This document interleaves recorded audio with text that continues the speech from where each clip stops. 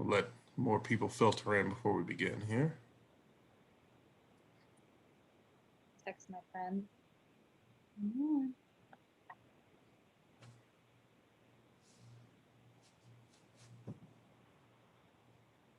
Oh.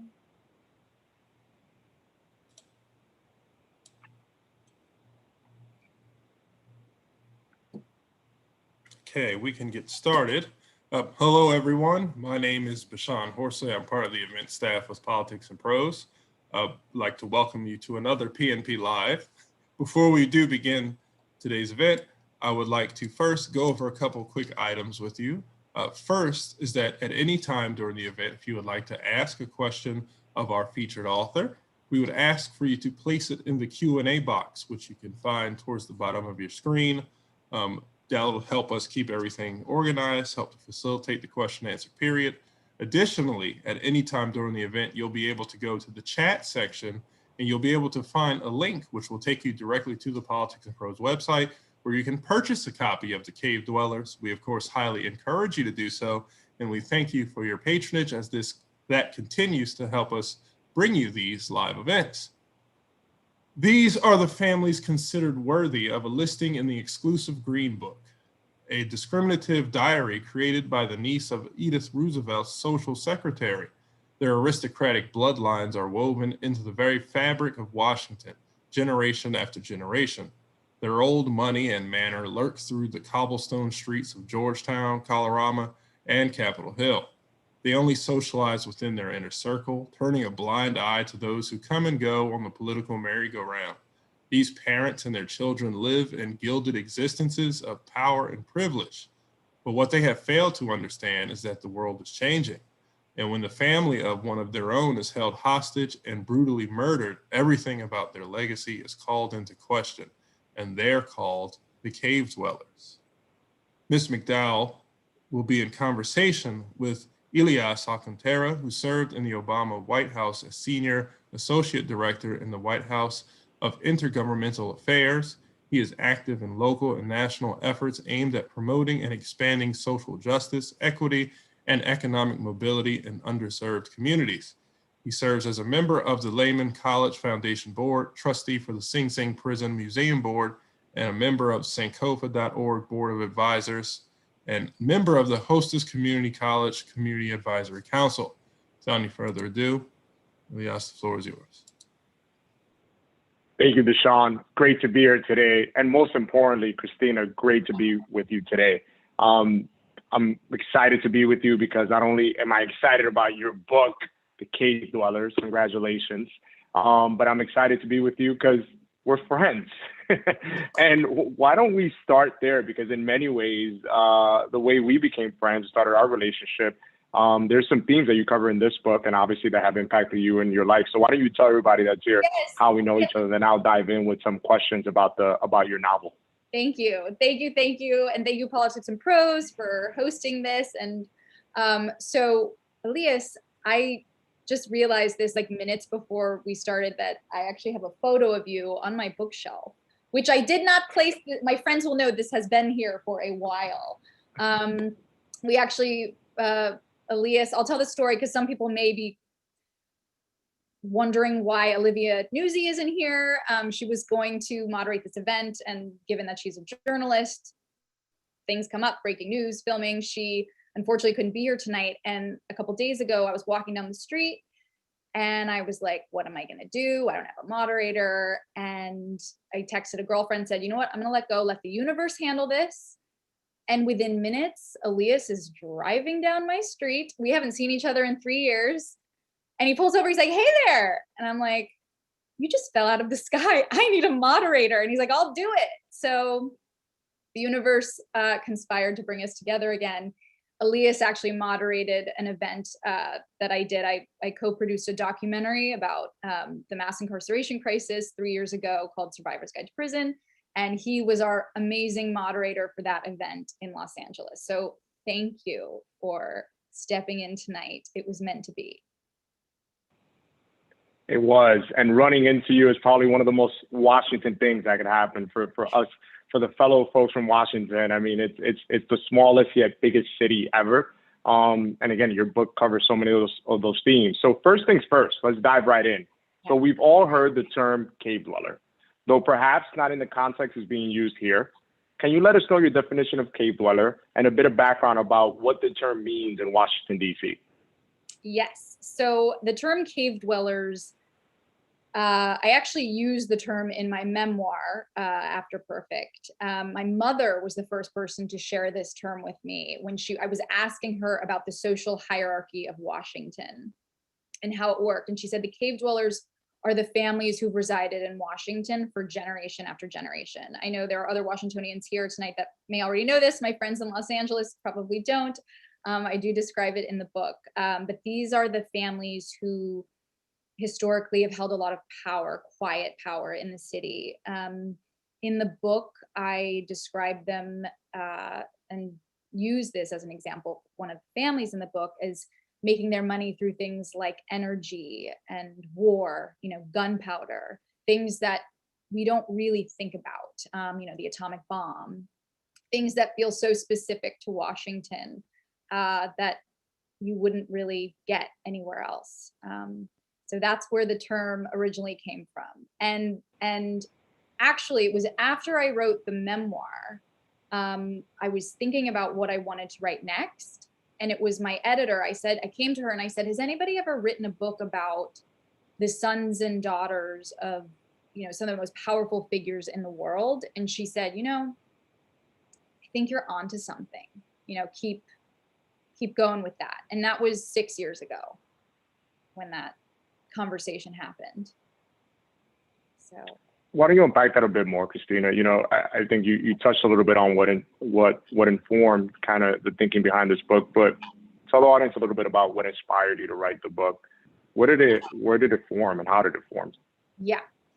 So I actually, when was this? 4.5 years ago, I flew to DC for the Women's March, and I had put the idea for the cave dwellers down because I didn't really have, a story, and I wasn't sure. And as we know, when Trump became president, the world changed, or didn't change. It was just revealing itself to us. And I got off the airplane back to Los Angeles, and I got an email from my editor, and she said, "What's up with those cave dwellers? All eyes are on Washington now."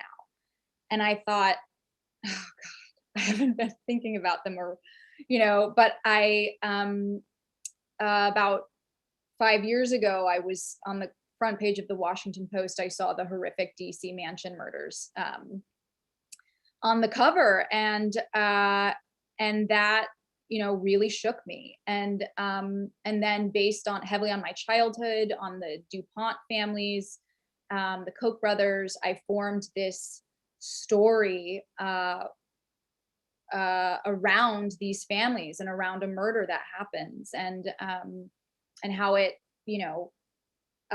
affects different social sectors of Washington. I really wanted to show, the media is here, we have the political families here, we have the cave dwellers here, and I describe, in the front of the book you'll see a map of all the different social sectors. So we talked about, one of the biggest notes I got for the book was, my editor, Allison, said, "I want you to consistently think about the old guard versus the new. I want to show a clash of culture." And so when I had to move back here to re-immerse myself in the culture here. And what I experienced was such a culture shock from living in Los Angeles for 14 years. I found some of the traditions and the lifestyles to be really, really old school, really archaic, white gloves at the DAR, country clubs. And I just thought I want to explore this, and I want to examine this, and I want to get inside some of these secret clubs and really figure out what's going on. So, yeah. So before we dive into the book, into parts of the book, because and I also want to be mindful. I don't want to spoil anything for those of you who haven't purchased the book yet. Again, encourage you to buy a copy if you haven't already picked it up. You talk about moving back to DC after spending years away, and you did a good amount of traditional research for the book. So why don't you give the readers a sense of kind of what you uncovered, right? Any favorite nuggets of information you uncovered? You visited institutions from Washington Life magazine to Embassy Road to Cafe Milano, which I've had a chance to have a couple of meals at. Help ground that story that you were trying to tell in the Cave Dweller. So tell us again a little bit about some of the things you uncovered, and if there's anything that stood out, like a favorite part of that traditional research you did. So my favorite story to tell is about the Alibi Club. So, and I want to, for people who haven't read the book yet or seen inside the book, that each threaded throughout the novel, I have these little historical inserts to let someone who isn't from Washington know what is the history behind Cafe Milano, what is the history behind the Alibi Club, and I give you like a little history lesson, a little fun history lesson. And the Alibi Club is one of the most exclusive gentlemen's clubs in Washington. And in my research, again, I found out through my mother about the club, and in my research, when I was Googling it and looking it up, it was very unclear if it even still existed. And I think on the building, when I walked by, there was like a vacant sign at one point. And I just thought, I don't know. I think it still exists, or so I've heard rumors. And one afternoon, I meet a writer for coffee. A friend of a friend had put me in touch with a writer because I was trying to meet other writers in the area. And anyway, he said, "You're never going to believe this, but I was just like inducted into this like crazy club." And I was like, "Do not tell me it is the Alibi Club. It has taken me 2 years." And he's like, "What? How did you know?" And I'm like, "I don't know. I've been desperately trying to get in." And so I like dressed up as like a GOP housewife and went to this party. And anyway, I don't want to give anything away because I did things that I probably wasn't supposed to do inside there, and it is in the book. So enjoy that. But that was quite a fun win in the research. Cliffhanger. I love it. Speaking of, I think what you just outlined is the research you did, I think, allowed you to inform the authenticity of the characters you talk about in the book. Not only the characters, but also their surroundings. That is very much a part of that world that you talk about, that exclusive world that not many people are familiar with. And in your memoir, just kind of taking a step back a bit to your first project, After Perfect, which is so honest and compelling. You describe an extremely privileged upbringing and how drastically things changed when your father was arrested on fraud charges and later incarcerated. Can you share a bit more about how your own experience informed this book, knowing the right clubs to join and the right furniture, but also being very familiar with the pressures felt by these children who are raised in such an over-the-top environment that you talk about in the book? Yeah, that's such a great question. So I was heavily influenced by that experience. So my memoir, for those of you who don't know, is about my father, who was incarcerated for fraud. I grew up here, near Hickory Hill, and then later he took out, I was like in $100,000 worth of credit card debt. And I went from living this very privileged life to experiencing poverty, depression, struggling with addiction. And so that experience and visiting my father in prison, it profoundly changed my life. Walking into prison and seeing that, why does everyone here, I'm the only white person in line to visit a family member. I mean, it was so, I talk about this in the book. I talk about really questioning family cycles and what would it take to break a cycle of whether it's toxicity or white supremacy, whiteness. I grew up in a very, very white privileged community. And so I part of the book and part of the questions that I ask, and I actually talk about this in the author's note, is what will it take? What will it take for a legacy, or for someone to break a toxic cycle, you know, in a family? And so I talk about in my author's note an experience that I had when I came back to Washington. I was at a party and someone made a joke. They said, you know, let's go downtown and hang out with the commoners. And I confronted him and I said, what are you talking about? What do you mean by that? And, you know, there was this defensive of, oh, he's just joking. He's just joking. He's, you know, he's a really nice guy. He's being funny. And I was like, I don't think that's funny. You know, based on what my experience was, you know, exiting this very privileged world, you know, I just was so shocked by that. And so again, I wanted to take a look inside of this world of these children. In the novel, you know, Bunny is the main character, and she's really struggling with her legacy, and pushing up against, you know, the parents are all behaving very badly, and it's the children we're seeing who are really struggling with this moral compass. And so after that experience, I was like, okay, what is it going to take for someone to, you know, to change, to want to change.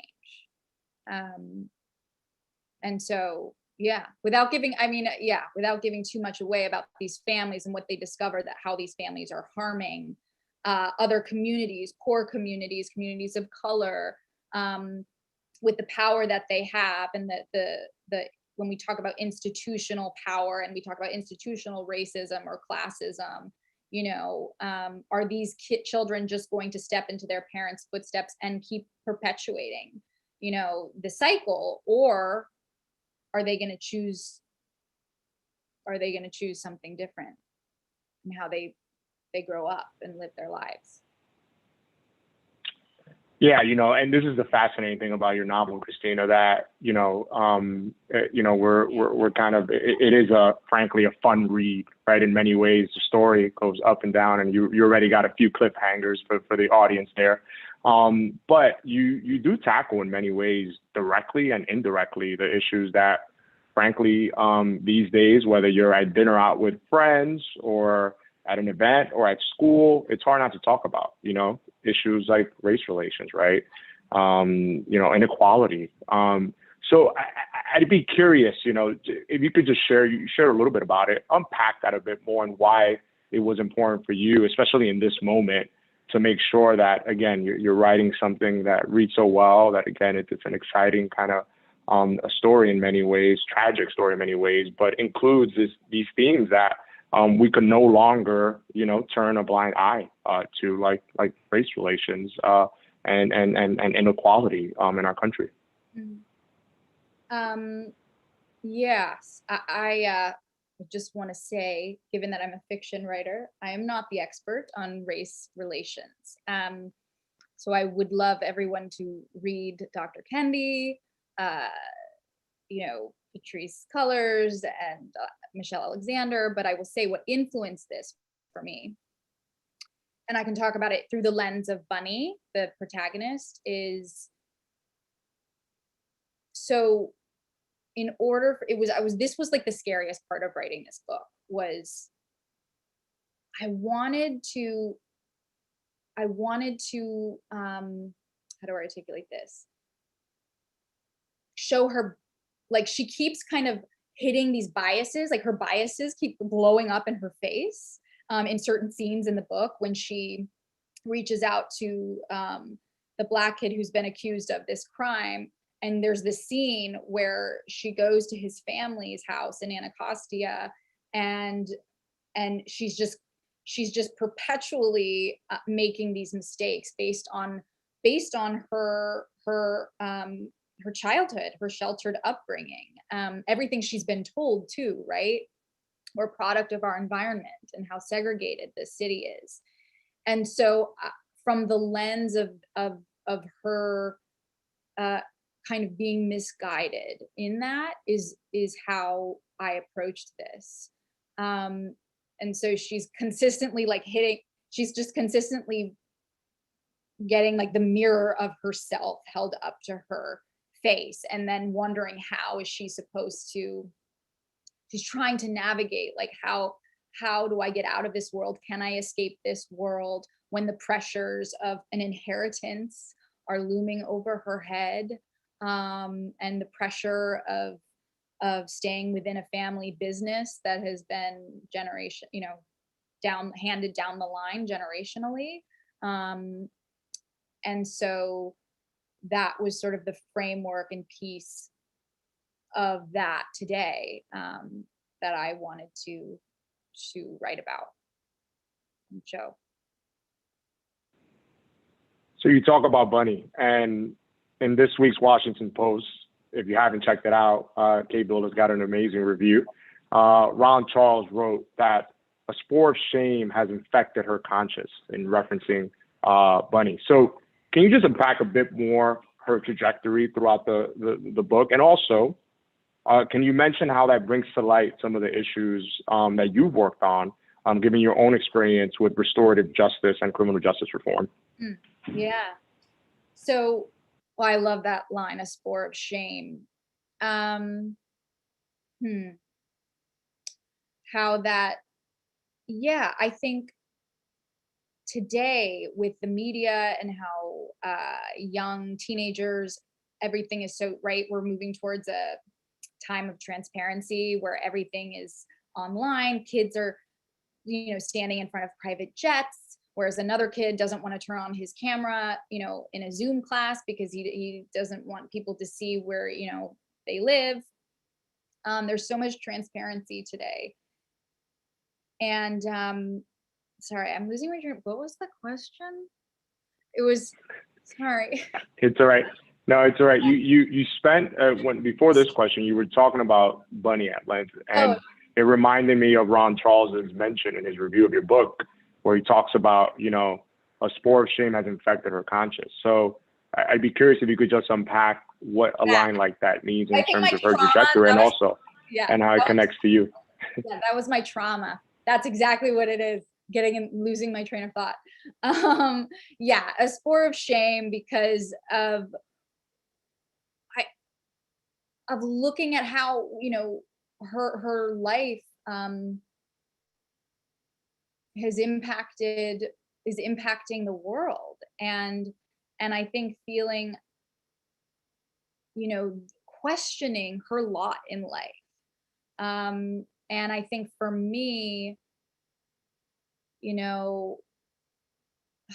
a lot of these kids in the novel, I think shame is actually something that comes up. Also with Billy, Bunny's boyfriend in the book. He's from a very rigid military family. And in fact, that character, I love that character a lot. I pulled a lot from my life.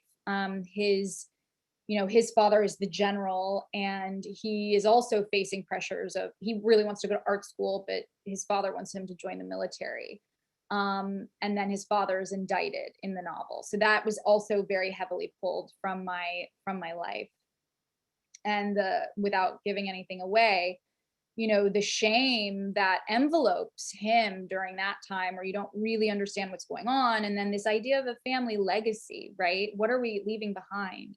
And what happens when your legacy is dark, And I think for myself, particularly in a town like Washington, where reputation is people are so obsessed with status and reputation. And so having gone through what I went through as a teenager, I really wanted to explore a legacy and what that is like when you come from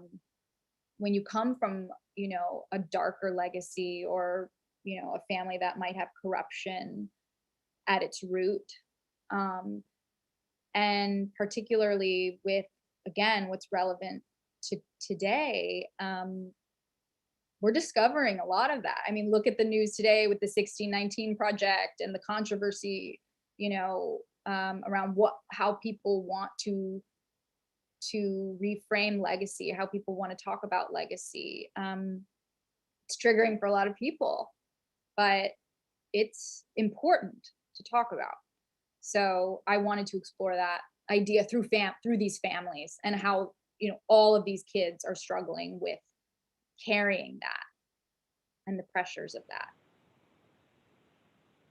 That's a great point, and it makes me think of all the generations that you cover in the book. And we won't say your age, but you're clearly still on the younger end of a generation. So I would say that, you know, how was it to kind of go back and forth and, frankly, you know, create characters and slip into characters' minds that are teenagers, right, that are young adults, that are parents, and also just the broad kind of backdrop of legacy, right, thinking about that, the older generations. Tell us a little bit more about how you kind of inform that process and kind of going back and forth to other generations, and then really showing what I think we all face, right, the generational pool, right, which I don't know about you, but these days I'm saying more and more, you know, when I talk to my younger, you know, cousins and then younger people that I mentor, you know, in my time, I used to do it this way, right? So I'd be curious how you kind of tackle that, and because you do a fascinating job of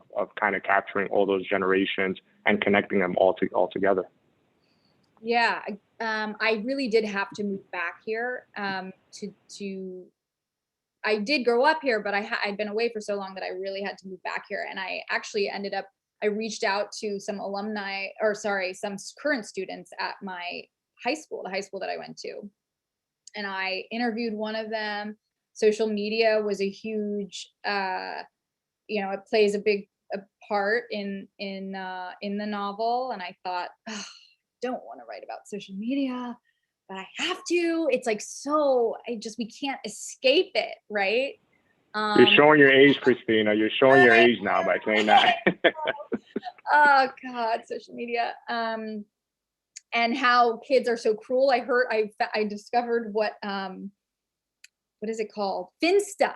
I was like, Finsta? They're like, yeah, it's my like fake Instagram. Like kids have like fake, they're like real dark, like underground accounts where they're like sending each other like girls and boys like sexy photos, and then they have the like account that their parents follow and their teachers where they like, here's me at my soccer game, and then it's like, here's me at the party that like, don't tell your parents that I'm at.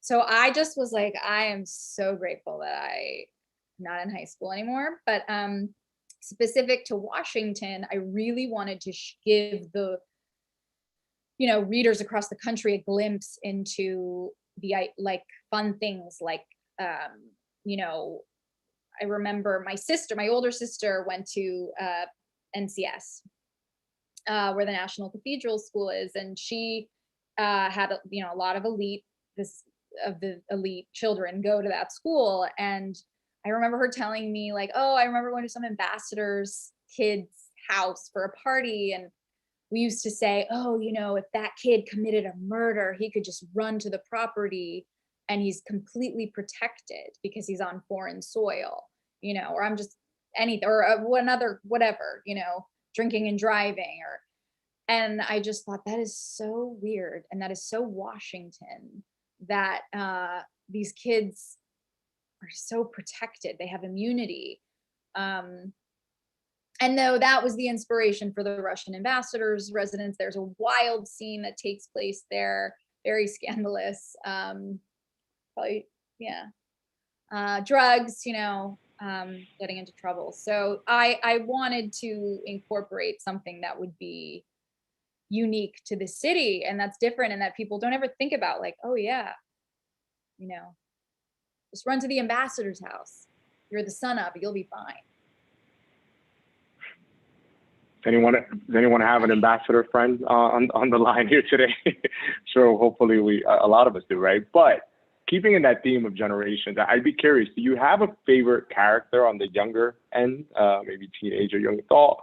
And then do you have a favorite character kind of on the older end of the spectrum and the generations? I'd be curious. I would say outside of Bunny, because we all know you love Bunny. Obviously, Bunny's at the center. In those two kind of categories, who would you say are favorite characters? Oh, we haven't talked about Kate.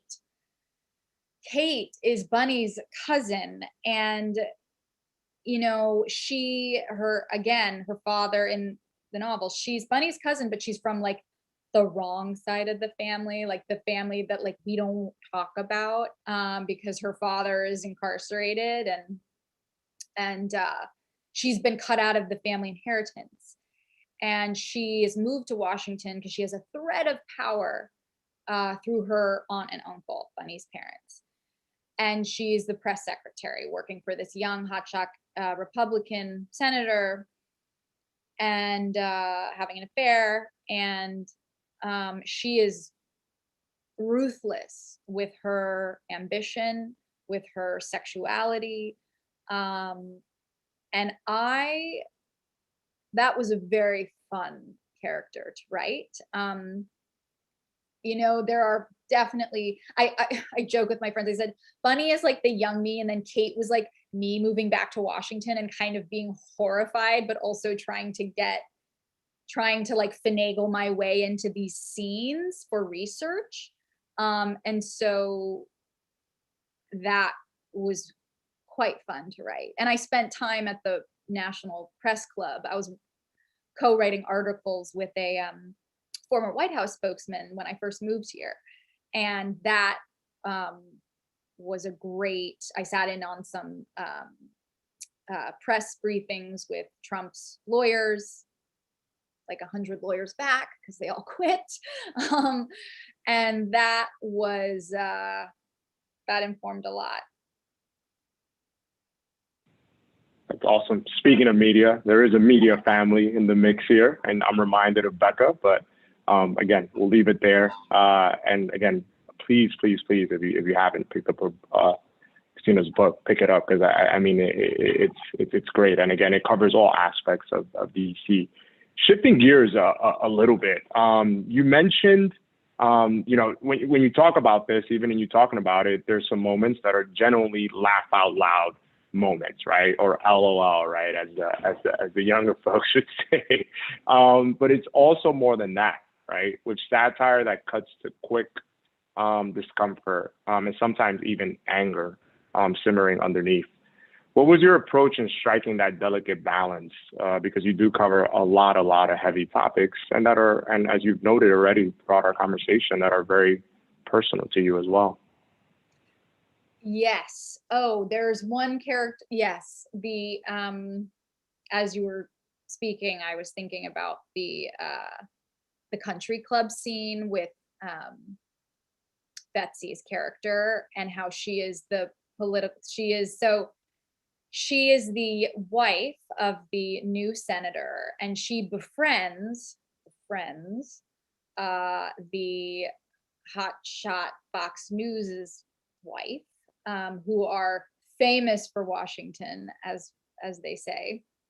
And she tries to use her daughter, who goes to school with the newscaster's daughter, to try to get to them. So they're exploiting their children to try to have access to power, because she wants to get nominated to join like the right country club.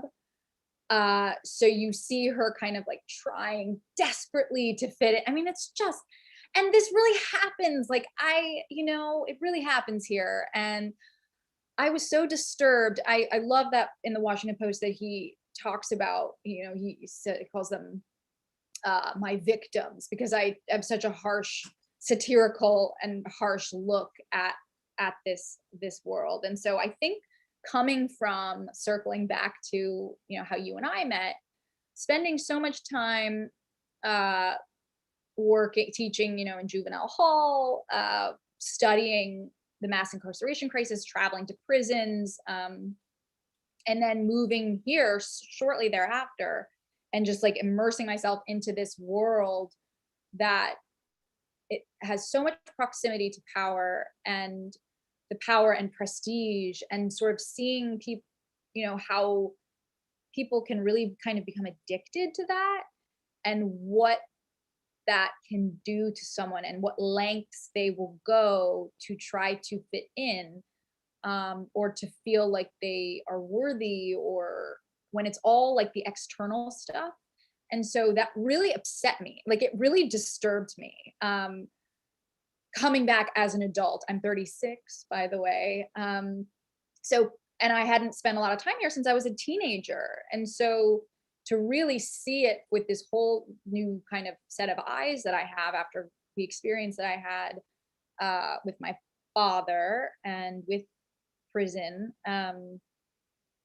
it really, yeah, I just could not wrap my head around it.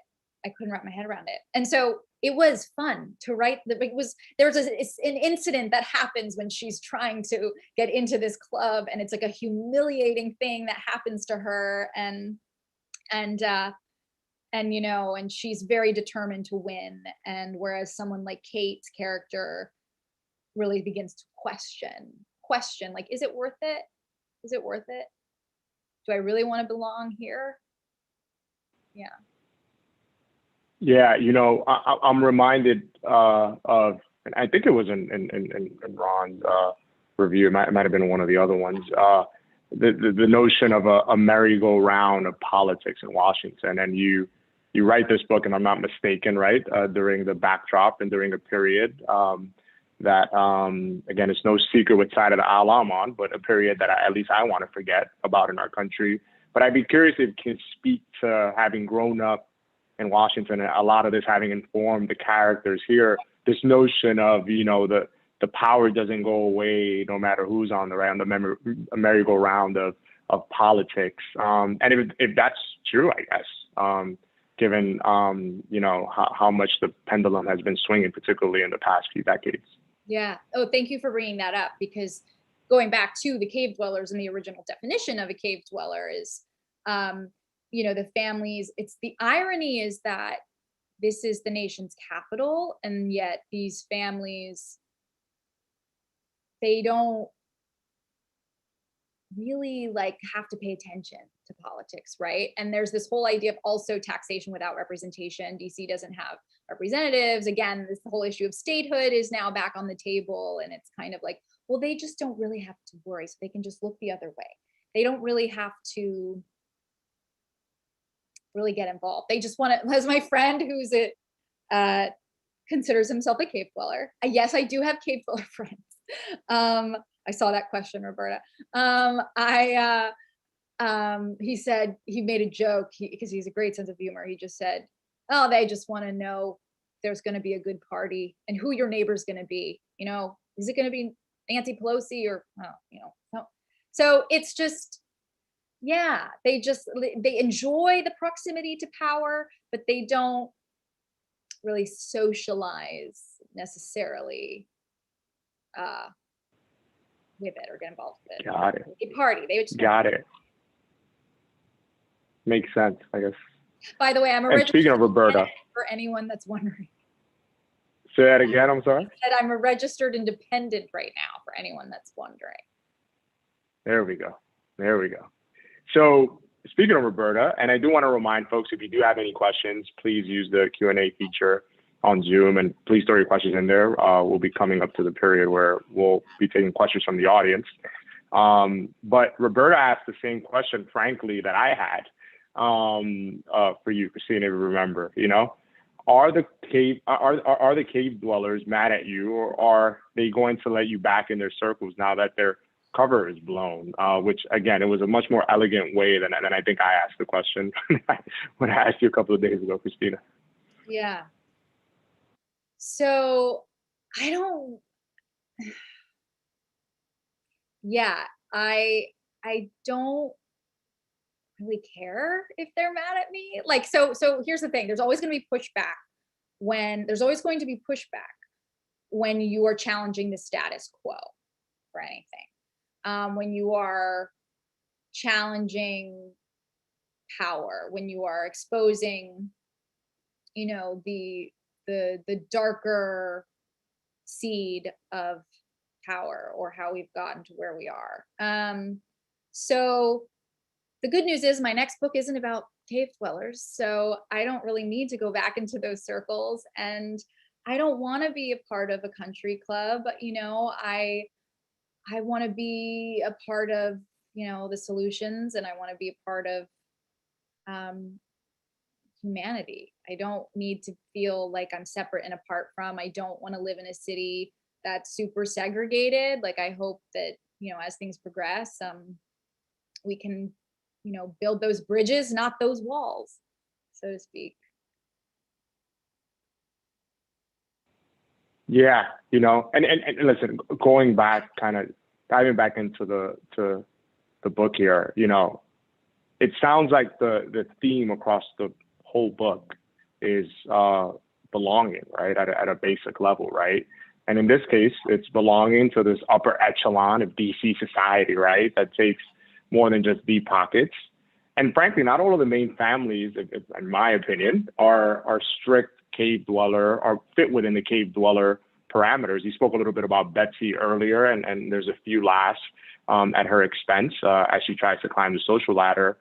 But was it a challenge, I guess, again, unpacking that notion a bit more on, personally, if you'll be let back into the cave dweller circles or not, but as you talk about it in the book, showing that kind of nuanced difference. And frankly, in some ways, you've been talking a lot of what makes a cave dweller, but where do their vulnerabilities lie? And do they have any vulnerabilities for that matter? Can you share a little bit more about that? Mm-hmm. Their vulnerabilities, that's great. I think that people now, I would like to be hopeful, and that people that things are changing. I loved the article that Sally Quinn wrote, that the old DC elite social scene is forever never going to be the same. For anyone who doesn't know who that is, my friends in Los Angeles, she has been a writer for the Post, and they call her the Grand Dame, hostess of Washington. And she was married to Ben Bradley, the late owner of the Post, and so or editor, excuse me. And I think that, yeah, that's right. Like, I think this world is ready for more change, and I think the vulnerability is just power, losing power. What are you willing to give up? I asked that question. Some people aren't, but I think that, and I'm hopeful that the younger generation wants to be part of the solution. There's, right now, speaking of Bunny's character in Inheritance, there's a whole movement out there. I believe they're called resource generation, where these are kids who step into massive amounts of family money, and they are trying to redistribute their wealth, and they are trying to come up with the solutions. I don't know if that's the answer. I just think that I was very curious about that organization and thought it was really interesting. And there are a lot of bunnies, so to speak, kids who have joined that organization. So yeah, and the cave dwellers, yeah, I don't know. It'll be interesting to see what happens if Washington ever gets statehood, or how the city will change. But I think it's changing. Shifting gears just a little bit, I'm sure a lot of why many people joined us this evening was because they wanted to get to know you a little bit. So if I may shift gears into some more personal questions here. Christina, if you don't mind, if you'll indulge me. So, now that you've done all your research and you've gone to all these parties and, exclusive clubs to get your book done, your book is done now. So tell me, how are you spending your days having fun now that, you don't have those parties to go to? And just more generally, tell the audience a little bit about what you do for fun generally, particularly now that you're back in DC. Yeah, fun. I know fun for me was like finagling my way into like a party or someone's house to do research. Because Elias thinks I need to have more fun, everyone. Send fun ideas in addition to questions. Send Christina some ideas of how to have fun. I know. Well, now that the city's opening back up, I want to have a big fun party, and I want to hug friends, and I want to have dinners, and I want to have great conversation, and I want to start a writers group, in person. And What do I do for fun? Elias, we need to go back to LA and go dancing. You need to go back to the nightclub. I don't want to get that person, Christina. But speaking of LA, next question is, are you going to stay in DC or are you going back home? I'm here to stay, whether the cave dwellers like it or not. I'm here to stay right now. Sorry to my LA friends, but I will visit soon. I mean, people texting me.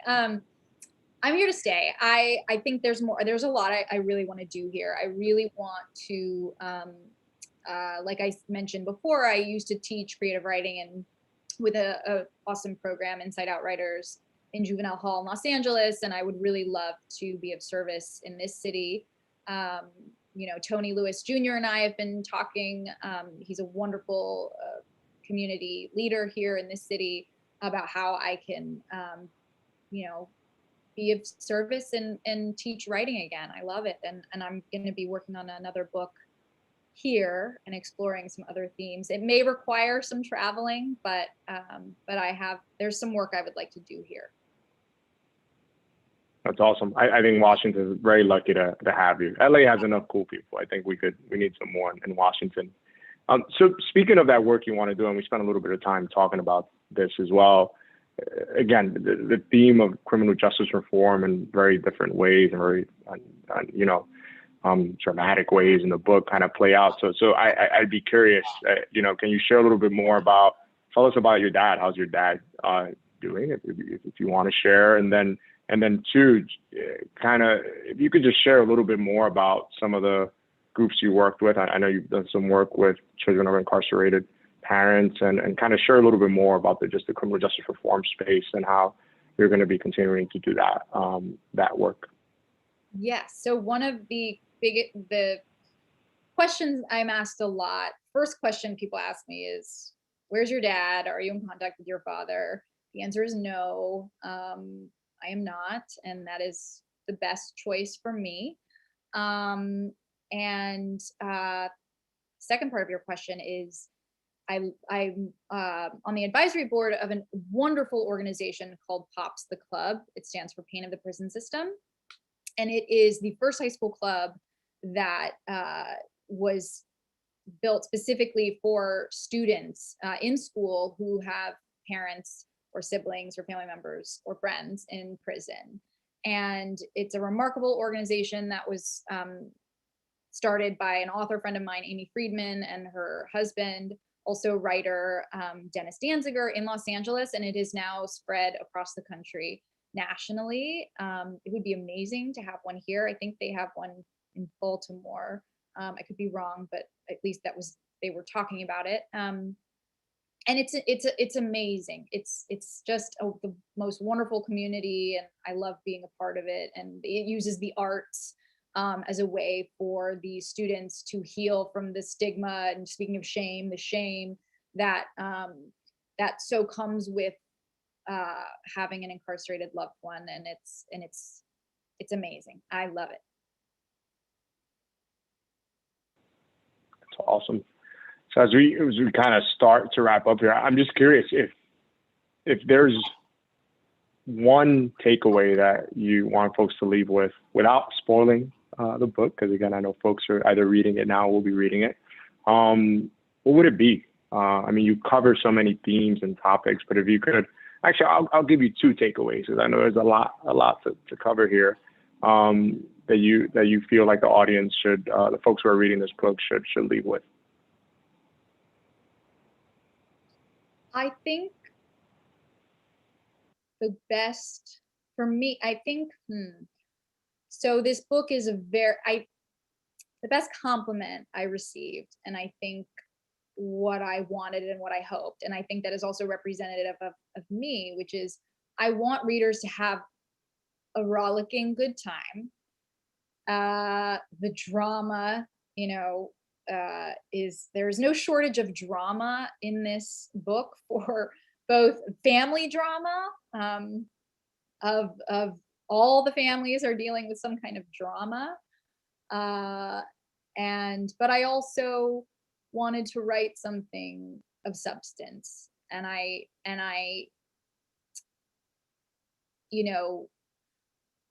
I wish at the end, I can't wait to do book clubs and come to book clubs and talk about the book so I can share some things without, I can't reveal certain things right now, but the questions that I ask at the end of the book, I just really want to be able to talk about that with the readers. And I hope that people will consider doing a book club and talking about some of the themes of breaking cycles, legacy, classism, belonging, family, all of those things. I love talking about all of those things. So I hope people will enjoy it, but also find some meaning behind it.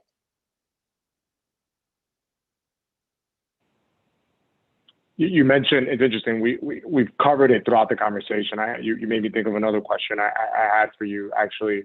I mean, you talk about classism, and again, it can't help but shift into political mode here, right?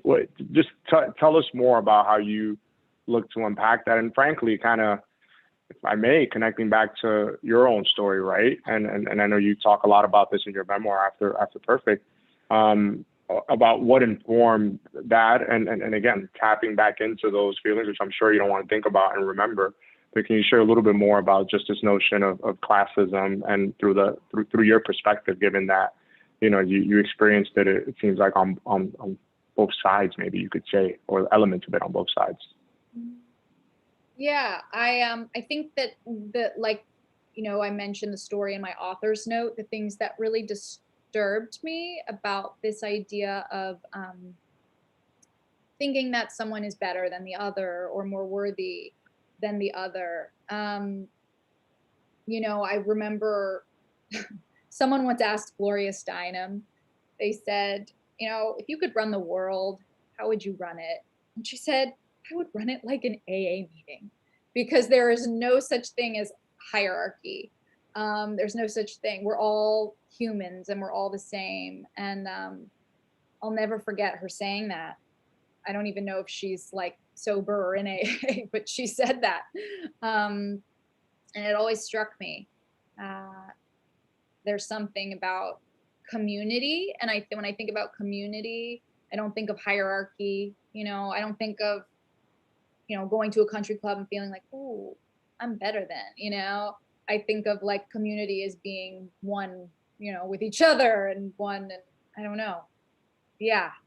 But to bring it back to the book, there was drastic shifts, again, going back to the old guard versus the new Trump, the kind of gross, flashy money that came into the city, as people would say, new money versus, the understated. There are symbols, there are external symbols, whether it's the brand you're wearing or the thing that sends a signal.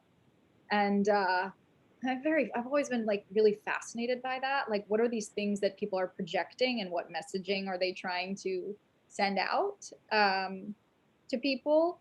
And that was something that I explored. I loved how Ron Charles was like, what did he say?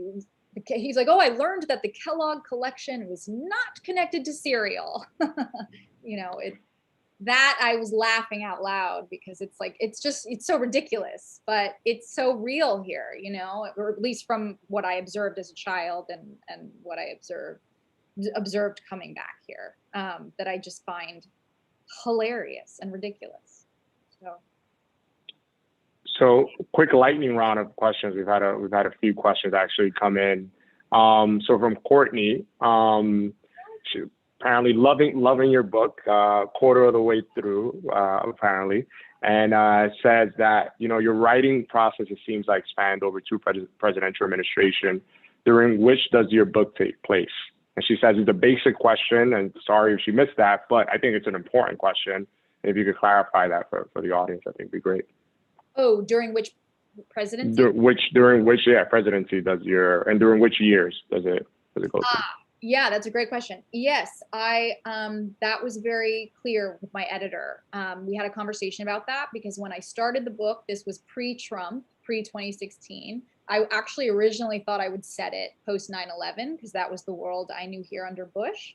But it became very, very clear that we wanted it to be set today, currently, which is why I moved across the country to really be a witness to what the last 4 years were going to be like. So I finished the book like a year ago with final edits and things like that. But I began the book, probably had a first draft around the middle of Trump's presidency.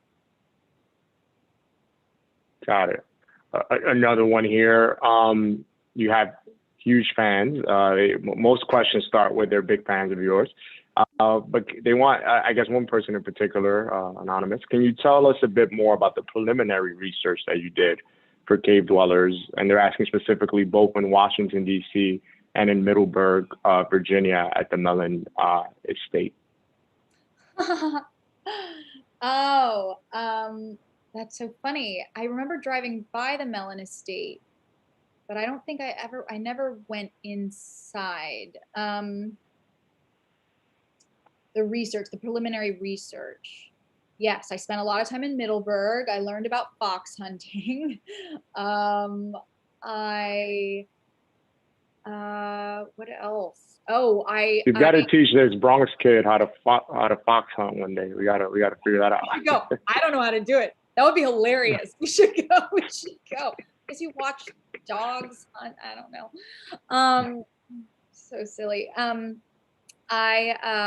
What else? Oh, I spent a lot of time in Georgetown at the Georgetown Library, the third level, researching the Green Book. Gosh, we didn't even talk about the Green Book. Let's see. I stayed at a family friend's home in Georgetown. That is a lot of history. It used to be a Black boarding house. I studied books like Black Georgetown. I really wanted to show how that was really the first city to become gentrified in Washington. A lot of people don't know that. That was fascinating. Yeah, there was, what else? So many things. I hope that was, yeah. I'm sure it's fine. Last minute, I'll take one last question here. I mean, in short, I mean, it is a fictional book. We all know that. But the question is, isn't most art inspired by real life? And wants to kind of, what is your response to that? You know, clear answer on how much of this is actually inspired by real life. Yeah. I mean, it's fiction, so it's obviously, it's the drama is there's a lot of exaggerated drama, but I did pull heavily. Again, I studied the DuPont family. There was an article in the New York Times about their chemical dumping. There was a film, I think Mark Ruffalo played the lawyer in it about the famous case. Yeah, it was, but again, a lot of I can't really deny that so much of it was influenced by my childhood. Yeah. So again, I don't know, kind of a mix. I mean, it's, yeah, a mix, I suppose, if I'm being really honest. But I pulled heavily, from DuPont and Koch brothers and a lot of those dynasties. But the relationships, the characters, the feelings, the energy between them, a lot of that is pulled from my personal experience. Christina, thanks so much. This was so much fun. I'm so excited to have read this book. And again, reminder, please pick it up. There's a link here in the text box. You're phenomenal. Looking forward to your next project and looking forward to see you travel the country and talk about